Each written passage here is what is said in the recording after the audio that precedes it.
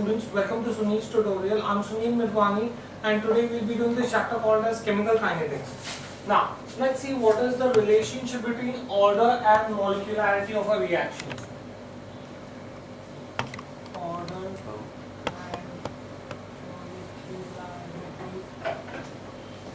of reaction. Order and molecularity of a reaction. Right? Now, if I take an elementary reaction, I hope you'll remember what is an elementary reaction. And the elementary reaction is the one which takes place only in one step. A single step reaction is called as, or a simple reaction which cannot be broken down into further steps is called as an elementary reaction. So if I take an elementary reaction, the order of the reaction can be predicted from the stoichiometry equation.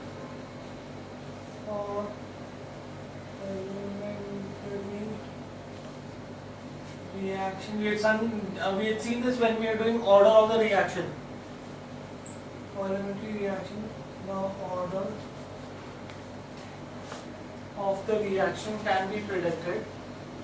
Order of the reaction can be predicted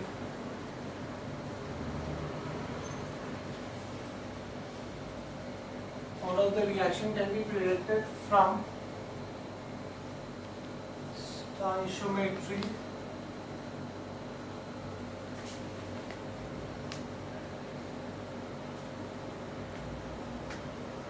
equation of the reaction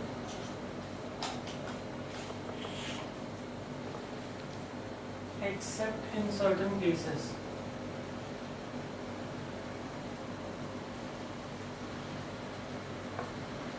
Right?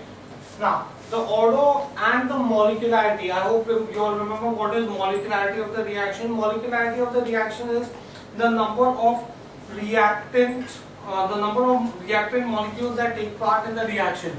So I can say that the order and molecularity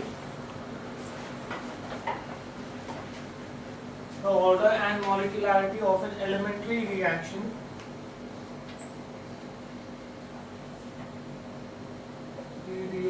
are same. Let me illustrate this with the help of an example.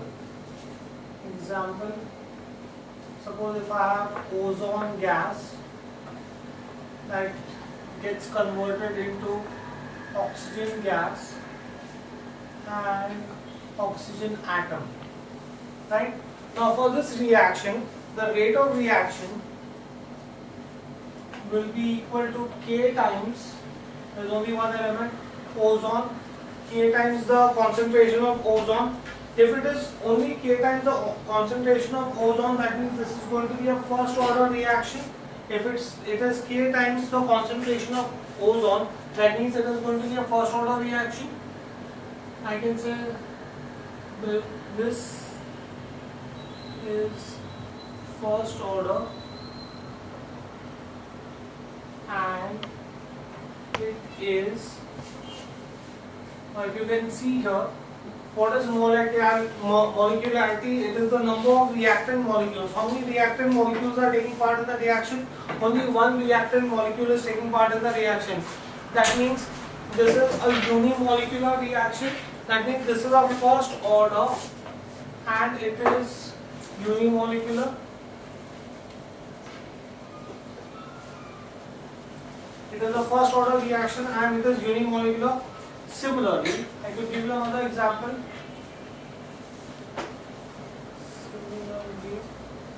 Suppose if I had oxygen gas plus oxygen atom gives you ozone. No.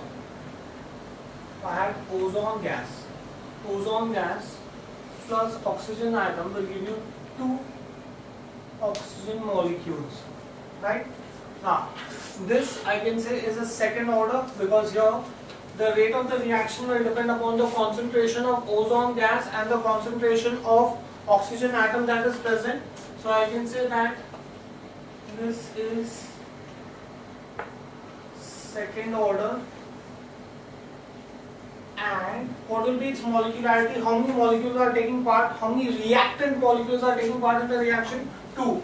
So this is going to be bimolecular. So that is what I said, that the order and molecularity of an elementary reaction is same. You will see that the order is 1, it is unimolecular. When the order is 2, it is bimolecular. Right? Thus, for elementary reactions, I can say that. Thus, for elementary reactions,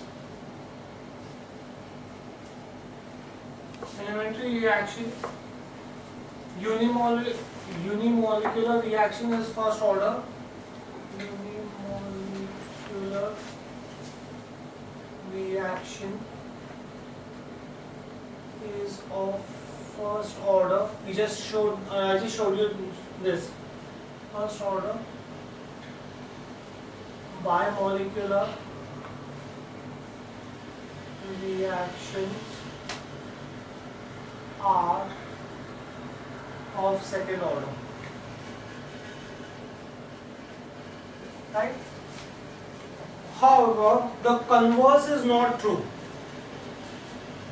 However, the converse of this statement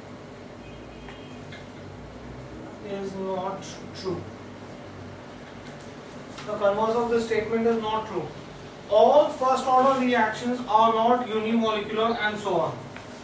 That is, all first order reactions are not unimolecular. Fine, do we get this in here?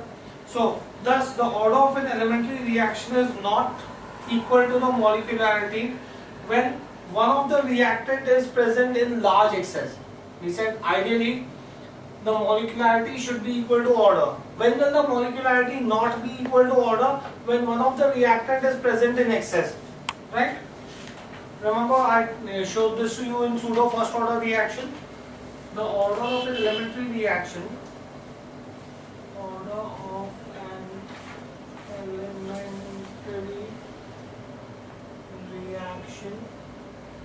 is not equal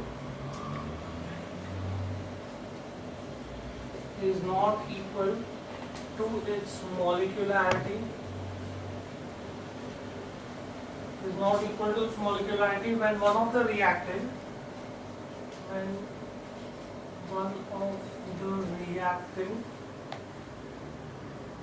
is in large excess.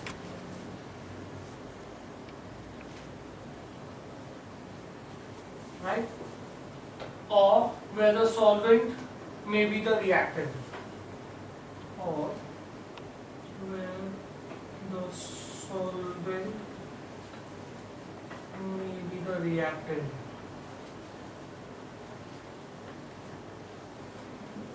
Right? Under these conditions, you will have that molecularity will not be equal to the order of the reaction. For example, let me show this to you with the help of an example. Ethyl acetate, CH3COO C2H5 reacts with water to give you acetic acid, CH3COH plus ethyl alcohol, C2H5OH. Right, this is ethyl acetate, this is acetic acid, and this is ethyl alcohol. Fine. Now, in this case, I can say that the concentration of water will be constant during the course of the reaction. I can say that concentration of water is constant during the course of the reaction.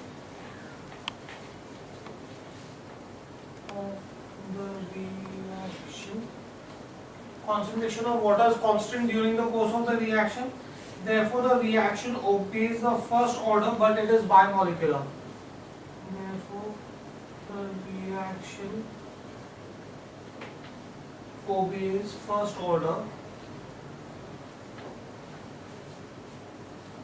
because here the rate of reaction will depend only upon the concentration of ethyl acetate, but it obeys first order, though it is bimolecular.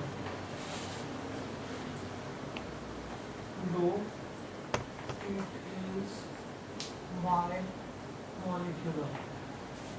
Right? So that is your relationship between order and molecularity. Next, what do we understand by rate determining step? Rate determining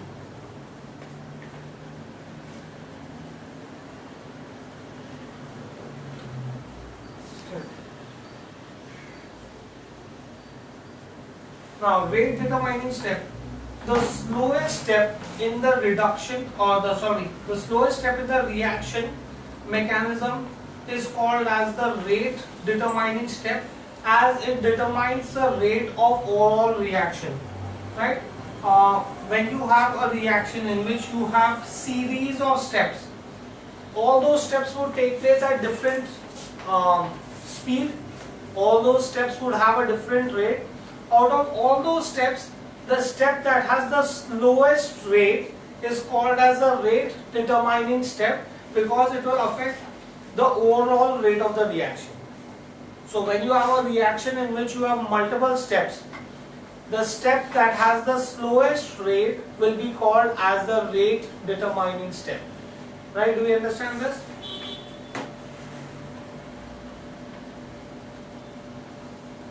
A slowest step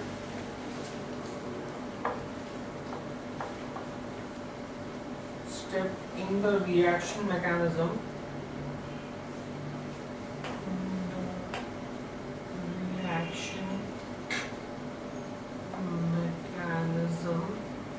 the slowest step in the reaction mechanism is called rate determining step, as it determines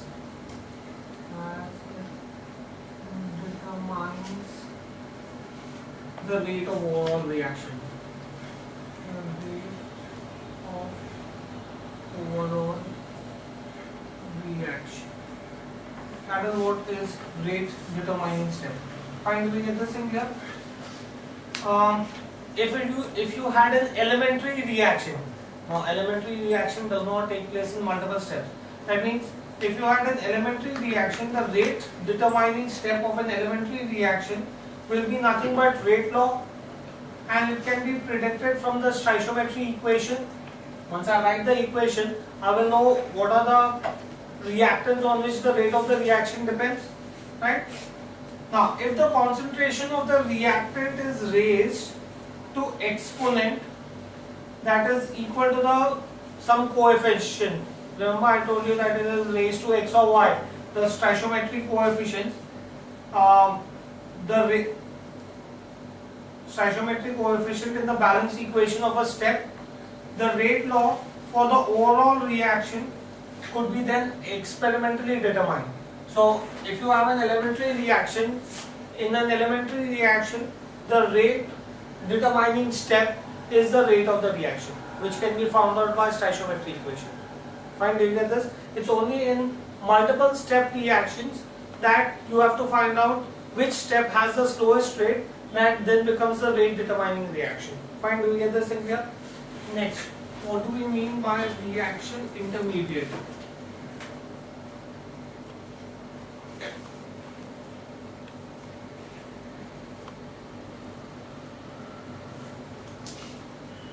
Now, besides reactants and products, some additional species that are formed during a mechanism of the reaction are called as reaction intermediate. Fine, do we get this thing here? For example, let me just show this to you first with an example. Let's consider 2NO2Cl2 gas dissociates. In that case, it will give you nitrogen dioxide plus chlorine gas. That's my reaction. Now, this particular reaction would take place in two steps. I can say that the above reaction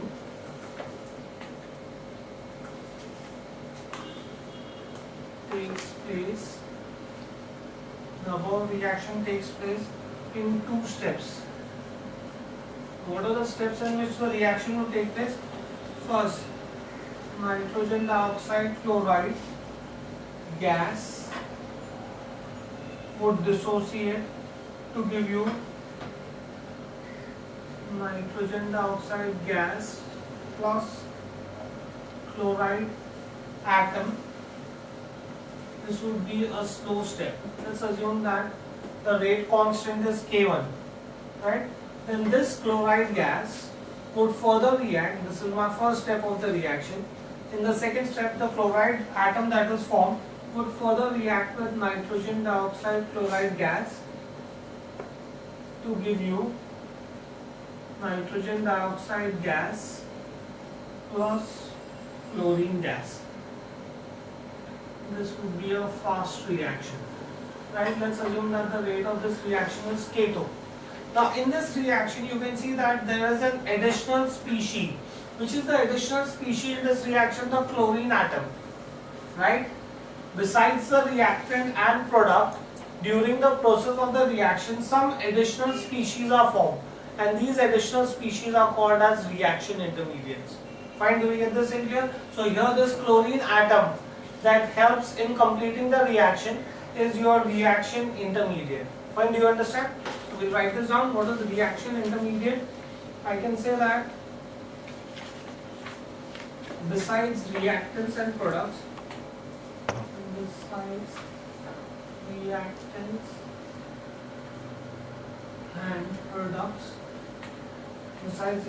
and products, some additional species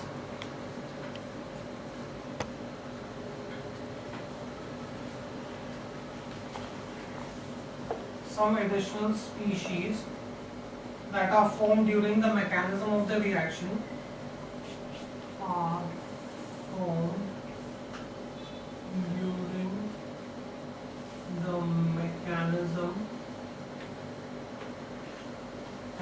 during the mechanism of the reaction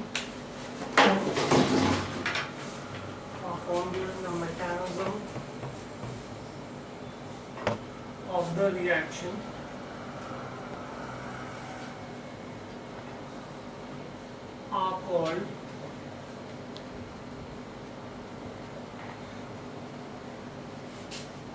reaction intermediaries.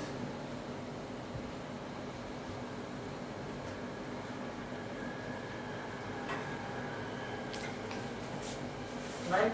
So that's what is reaction intermediates, right?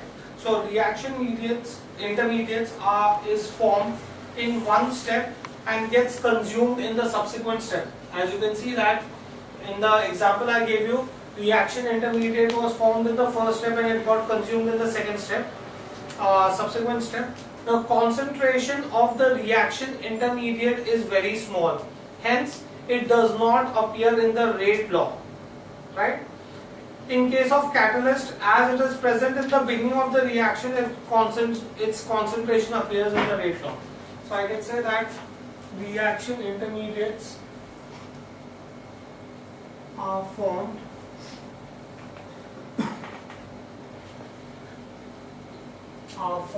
in one step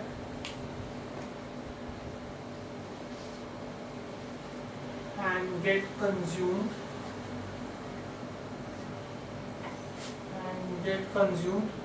in the subsequent steps.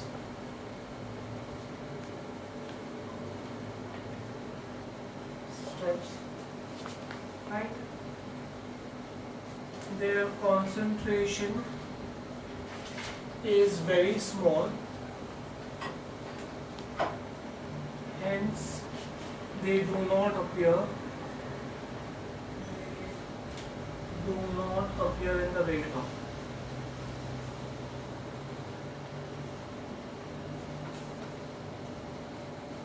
The reaction intermediately that is formed, its concentration is extremely small. and suppose if the reaction intermediary was a catalyst, right? Since catalyst is present at the beginning of the reaction, its concentration would appear in the rate law. I can say in case of catalyst,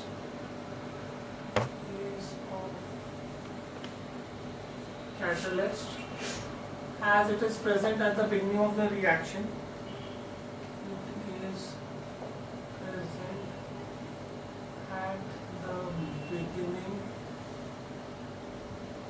of the reaction. As it is present at the beginning of the reaction, its concentration appears in the rate law. Its concentration appears in rate law. Right? So that is reaction intermediaries. Fine, do we get this in here? Now, let's see another topic here. Let's try to understand what is the collision theory and the activation energy. Let's try to understand various collision theories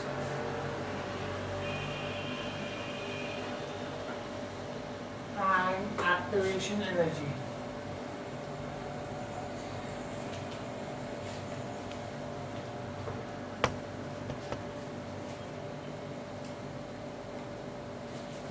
Collision theory and activation energy. Now, the requirement for a chemical reaction to occur is that there should be collision between reactant molecules, and there has to be certain energy that is required for chemical reaction to take place, and finally there should be proper orientation of reactant molecules so that collision can take place. Fine. So let's see this. The requirements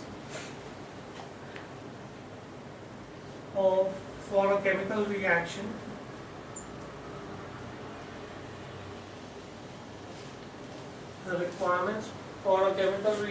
to occur are first collision between reactant molecules. Collision between reactant molecules. The first thing that should happen is there should be collision between reactant molecules. Now, what do I understand by collision between reactant molecules? For a reaction to occur, the reacting species must come closer for collision. If it is true, then the rate of reaction, the rate of reaction and that of collision must be the same, right? The faster the collision, or the more the number of collisions that take place, that is what will determine the rate of reaction.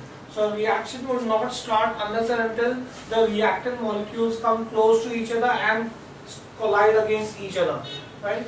So I can say for reaction to occur, the reacting species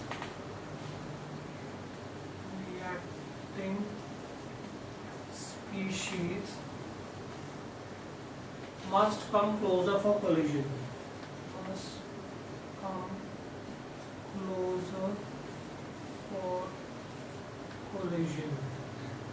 Right?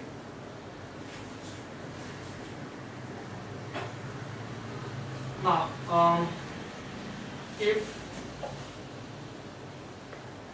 it is true, that means if they are coming closer for collision, the rate of reaction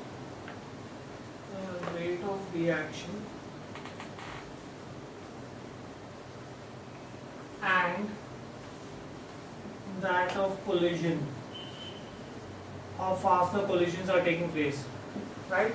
The rate of reaction and the rate of collision must be the same.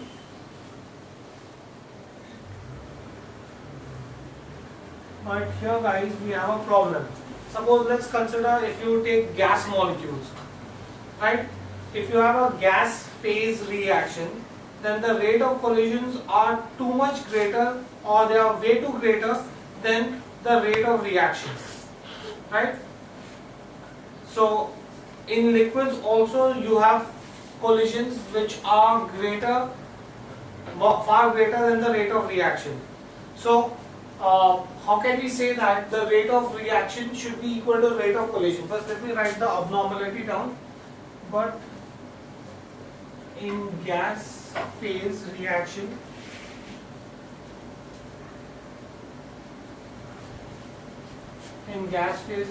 the rate of collision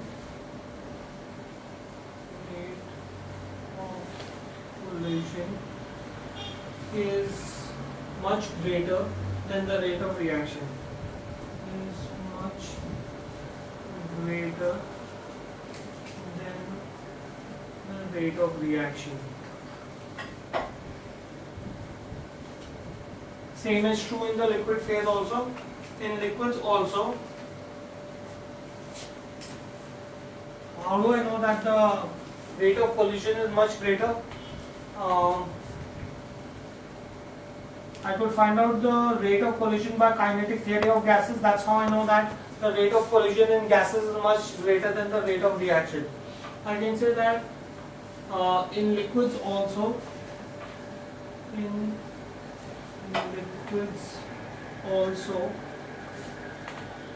more collisions occur.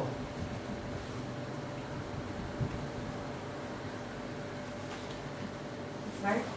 Now, in this case, I can say that if every collision is successful, leading to a product, then the reaction would be complete within a short time. But actually, this does not happen. The reaction rate from kinetics are much smaller than the rate of collision because every collision is not successful, right? So the reason why in gases and liquid you have more collisions but the rate of reaction is less, which shows that all the collisions do not give rise to product. They do not, they are not successful collisions that give rise to product, and that is the reason why the number of collisions or the rate of collisions and the rate of reaction is not same in gases and liquid, right? So when you have collision, it is not only important that collision should take place, but you need to have a successful collision taking place that will convert the reactants into a product. Fine, do you get this in here? So I can say if every collision is successful, leading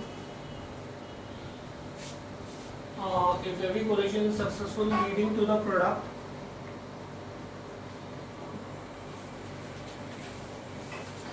product, the reaction will be complete within short time. The reaction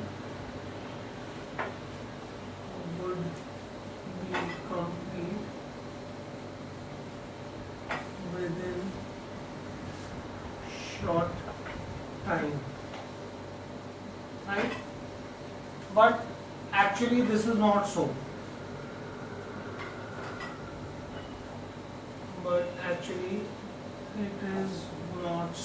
How do I know that? Because I already told you that the rate of collision in liquids and gases is far greater than the rate of reaction, right?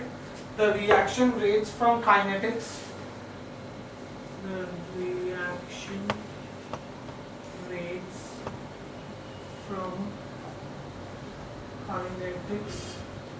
the reaction rates from kinetics are much smaller than that,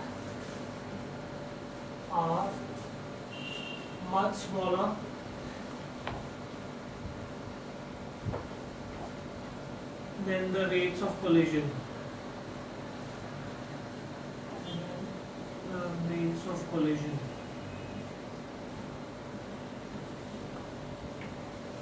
Right? So what does this indicate? It indicates that all collisions are not successful, right?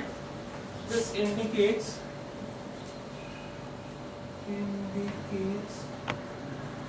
that all collisions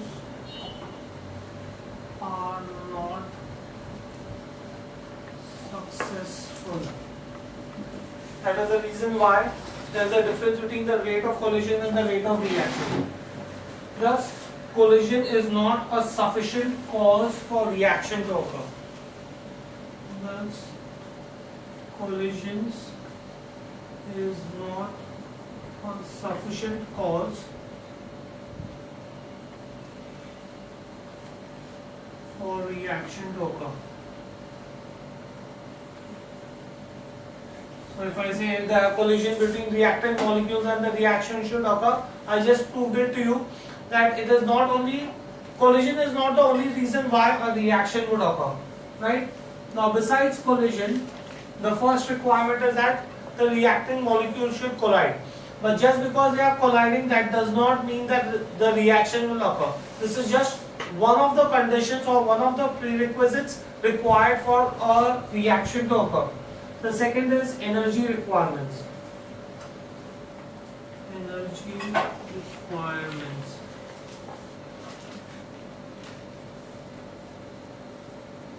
Right? This is also called as activation energy.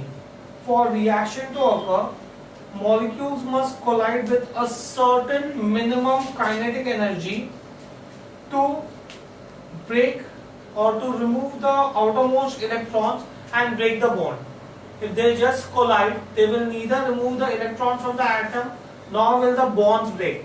Such collisions will not be successful. For a collision to be successful, it should collide, the molecule should collide in such a way that the bond between them breaks and one or more electron becomes free. And that is possible only when they collide with a certain minimum kinetic energy. So you require the molecules to have a certain minimum kinetic energy, only then will the collisions be fruitful. Fine, do you get this thing clear? So I can say for reaction to occur,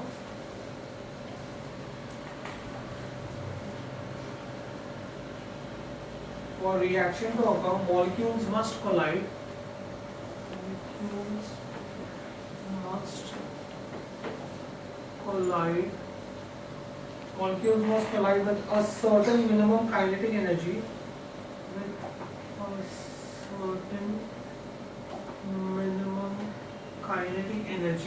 They should collide with a certain minimum kinetic energy to arrange the outer electrons in the bond.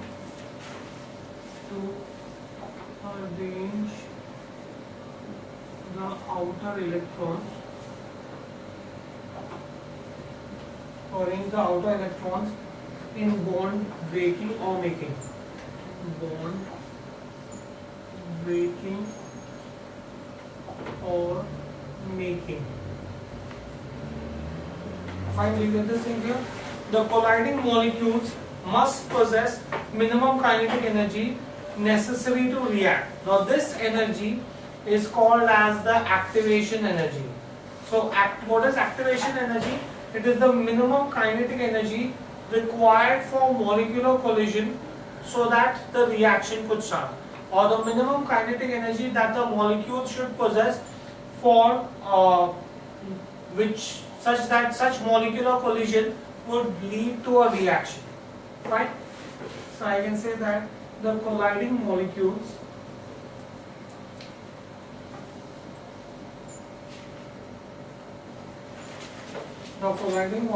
must possess minimum kinetic energy necessary to react.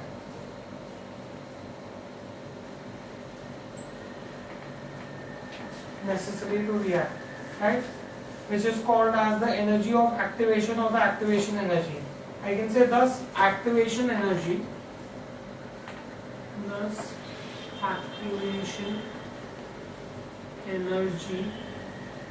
is the minimum kinetic energy required for molecular collision.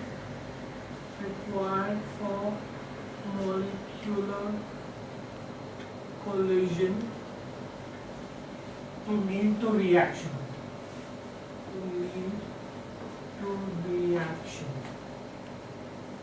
Right?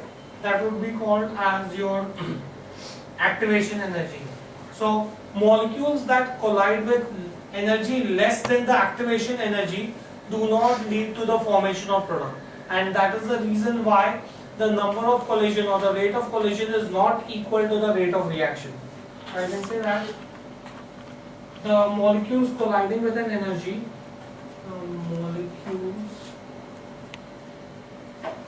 colliding with an energy, the molecules colliding with an energy less than activation energy, less than activation energy, the molecules colliding with an energy less than activation energy do not lead to the formation of products. Do not lead to the formation of products. So you will not have products formed if the molecules are colliding with an energy less than activation energy. Fine? Okay. We will stop this here for the day. Thank you very much.